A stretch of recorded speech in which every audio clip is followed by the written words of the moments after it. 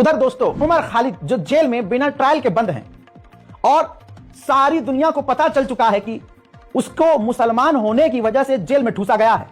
यह मामला अब बहुत बड़े लेवल का हो गया है क्योंकि न्यूयॉर्क के मेयर ममदानी ने ओपन लेटर लिख दिया है और उमर खालिद की चिंता व्यक्त की है कि हम तुम्हारे बारे में सोच रहे हैं उमर खालिद, हम मांग करते हैं कि तुम्हें बेल मिले। साथ ही दोस्तों अमेरिका के 8 नेताओं ने भी उमर खालिद के लिए आवाज उठाई है। अब इस वजह से मेयर जो न्यूयॉर्क के हैं उनसे एक खास समुदाय और ज्यादा नफरत कर रहा है क्योंकि इंडिया में मुसलमानों को प्रताड़ित करना एक झुंड के लिए धर्म के हिसाब से जरूरी है। उनके माइंड में यह है कि अगर मुसलमान परेशान होगा तो हमारी जीत होगी। मोहतरम हजरात, जहां पर एक खास समुदाय मुसलमानों को पाकिस्तानी और हर चीज की गलती नेहरू पर डालते हैं और सोशल मीडिया पर पाकिस्तान और मुसलमानों को गाली बककर और बांग्लादेश के हिंदुओं को अपना और भारत के मुसलमानों को पाकिस्तानी और विदेशी बताकर खुश होते हैं, उनका दोगलापन भी वक्त के साथ साथ खुल रहा है। जैसे वो इस मामले में चुप हैं कि भारत और पाकिस्तान ने एक दूसरे को अपने परमाणु बमों की जानकारियां दी हैं, साथ ही कैदियों की भी जानकारियां शेयर की हैं कि पाकिस्तान ने बताया कि भारतीय कैदी कितने हैं, भारत ने पाकिस्तान को बताया कि हमारे पास पाकिस्तानी कैदी कितने हैं। भारत सरकार ने अपनी तमाम रिफाइनरी कंपनीज को आदेश दिया है कि आप लोग कितना तेल रूस से खरीद रहे हैं उसकी जानकारी हमें चाहिए। यह बात क्लियर है कि पाकिस्तान से भारत का टकराव बना रहेगा और बढ़ेगा। ऐसे में भारत की खुद की DRDO ने एक खतरनाक बम, ग्लाइडर बम जिसे कहते हैं, बनाया है, वैसा बम। लेकिन फिर भी इजराइल का ग्लाइडर स्पाइस 1000 मॉडल का नाम है, ग्लाइडर बम कहलाता है और काफी खतरनाक होता है। मॉडल का नाम है स्पाइस 1000, स्पाइस 1000। ये इस नाम का मिसाइल भारी मात्रा में भारत ने इजराइल को ऑर्डर किया है खरीदने के लिए। हजरत, बांग्लादेश के लोग और बांग्लादेश अभी भी अपनी औकात में वापस नहीं आ रहा है। 15 दिन में दूसरा एक और मामला आ गया कि 50 साल का एक हिंदू व्यक्ति चंद्रदास जो व्यापारी थे, दुकान से अपनी दुकान बंद करके वापस घर लौट रहे थे कि वहां की एक भीड़ ने उन पर हमला कर दिया। बुरी तरह से धारदार हथियारों से उन पर हमला किया। सिर्फ हमला नहीं किया, उनके चंद्रदास के सर पर पेट्रोल डालकर आग लगा दी।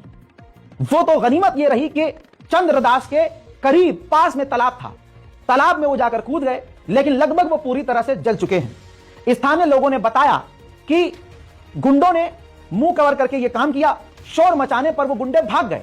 शासन प्रशासन बांग्लादेश का अभी उस झुंड को गिरफ्तार नहीं कर पाया है, लेकिन चंद्रदास की हालत इतनी नाजुक है कि उनको ढाका रेफर किया है और 50 साल के चंद्रदास इस वक्त जिंदगी और मौत से लड़ रहे हैं।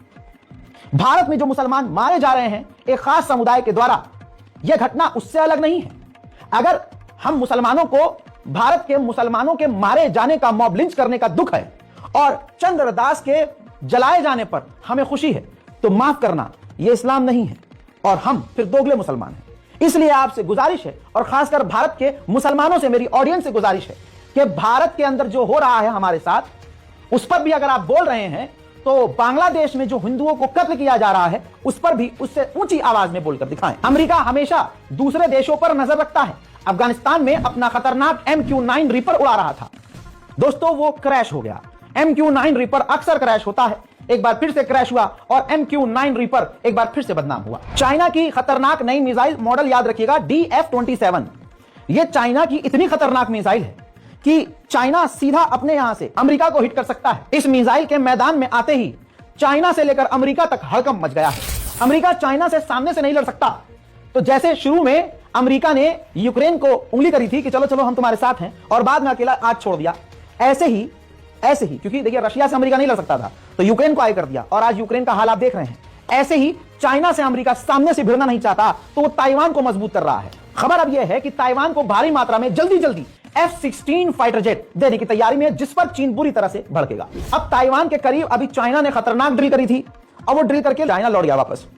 अब ऐसे में अमेरिका ने कहा कि चाइना ताकत के जरिए मामले को बिगाड़ रहा है और ताकत से किसी सॉल्यूशन तक नहीं पहुंचा जा सकता।